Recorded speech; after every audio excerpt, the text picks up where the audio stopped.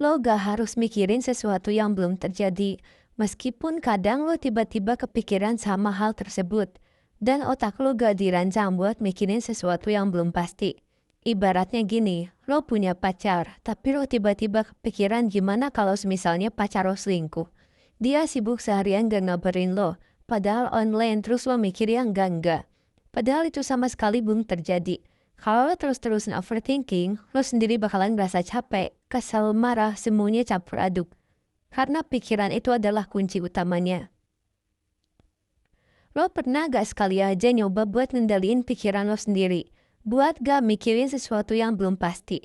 Tanpa lo sadari, ternyata overthinking ini ada bahayanya tersendiri. Yang pertama, kecemasan dan depresi. Karena pikiran negatif dan khawatir yang terus-menerus dapat mempengaruhi keseimbangan kimia otak. Kalau lo mikirin sesuatu yang bikin lo cemas, otak akan melepaskan lebih banyak kortisol, yang malah bikin lo semakin cemas.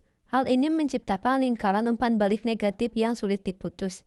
Penelitian juga menunjukkan bahwa seiring berjalannya waktu, mengubah apa yang lo pikirkan dapat mengubah ukuran area tertentu di otak lo.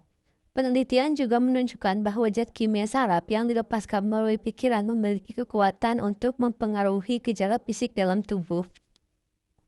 Yang kedua, gangguan tidur. Overthinking dapat menyebabkan kesulitan tidur, insomnia, atau tidur yang tidak nyenyak. Karena pikiran yang terus-menerus dapat membuat otak tetap aktif. Yang tadinya otak lo butuh istirahat, tapi ini malah dipakai buat mikirin sesuatu yang belum pasti. Dan gangguan tidur ini dapat mempengaruhi kualitas dan kuantitas tidur. Sehingga jika kualitas dan kuantitasnya buruk, maka akan mempengaruhi kesehatan. Yang ketiga, gangguan konsentrasi. Overthinking dapat menyebabkan kesulitan konsentrasi karena pikiran yang terus-menerus dapat membuat otak menjadi lelah. Sehingga otak lo gak ada waktu buat istirahat karena dipakai buat mikir terus-terusan. Otak itu sama kayak robot, mereka butuh istirahat. Kalau terus-terusan dipakai tanpa istirahat, seiring berjalannya waktu otak lo bakalan nge-lag. Yang keempat, stres dan tekanan darah tinggi. Overthinking dapat menyebabkan stres dan tekanan darah tinggi karena tubuh melepaskan hormon stres seperti kortisol dan adrenalin. Stres memicu lonjakan hormon seperti adrenalin yang sementara meningkatkan detak jantung dan menyempitkan pembuluh darah. Menaikkan tekanan darah secara akut, serta berkelanjutan dapat menyebabkan hipertensi kronis melalui respon inflamasi dan perilaku tidak sehat. Yang kelima, gangguan pencernaan. Overthinking dapat menyebabkan gangguan pencernaan seperti sakit perut, diare, atau konstipasi. Karena stres dapat mempengaruhi sistem pencernaan, sehingga sistem pencernaan tidak berfungsi sebagaimana mestinya. Gangguan ini juga dapat mengganggu proses normal pemecahan makanan. Yang keenam, gangguan imun. Overthinking dapat melemahkan sistem imun, membuat tubuh lebih rentan terhadap penyakit, sehingga tubuh yang normalnya berfungsi untuk mempertahankan diri dari patogen malah melemah. Yang ketujuh, gangguan hubungan sosial.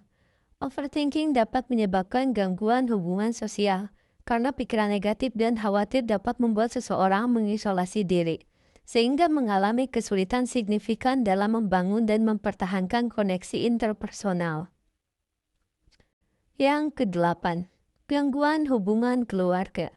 Overthinking dapat menyebabkan gangguan hubungan keluarga, karena stres dan kecemasan dapat mempengaruhi interaksi dengan keluarga, dan menyebabkan masalah ini muncul ketika fungsi dan interaksi normal dalam keluarga terganggu. Yang kesembilan, gangguan hubungan kerja. Overthinking dapat menyebabkan gangguan hubungan kerja, karena kesulitan konsentrasi dan stres dapat mempengaruhi kinerja kerja.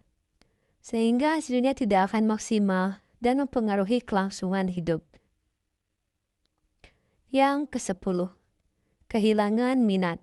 Overthinking dapat menyebabkan kehilangan minat pada aktivitas yang sebelumnya disukai.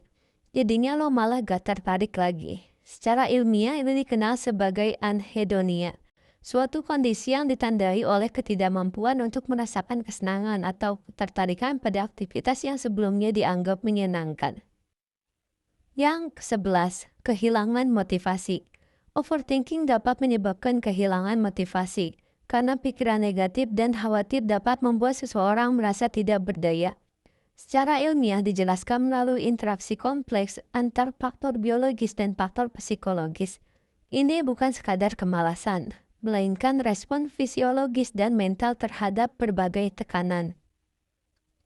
Yang ke-12, kehilangan harapan. Overthinking dapat menyebabkan kehilangan harapan, karena pikiran negatif dan khawatir dapat membuat seseorang merasa tidak ada jalan keluar. Secara ilmiah sebagai kondisi psikologis dan kognitif, di mana seseorang merasa lelah secara mental, tidak berdaya, dan kehilangan keyakinan bahwa masa depan akan membawa perbaikan. Kondisi ini seringkali dipandang sebagai faktor risiko serius untuk masalah kesehatan mental yang lebih parah, termasuk depresi dan ide bunuh diri.